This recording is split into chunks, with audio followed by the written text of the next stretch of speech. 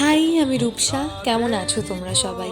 পুজো চলে গেছে, অনেক দিন হয়ে গেছে, কিন্তু এখন নভেম্বর মাসের হাফ। আমি এখন বসেছি কালী পুজোর ব্লগের ভয়েস ওভার দিতে। কি করব বলো, আমি সবসময় একটু লেটে চলি।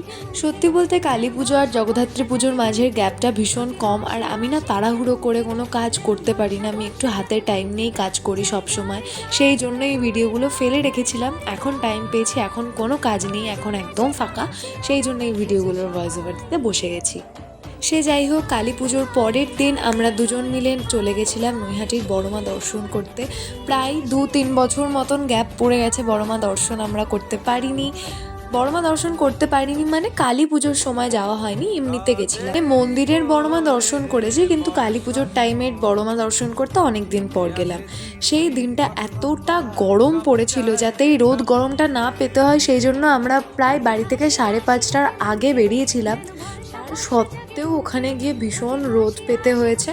ঠিক করেছি পরের বছর আরও তাড়াতাড়ি ট্রেন ধরবো, যাতে এই রোদ গরমটা না পেতে হয়।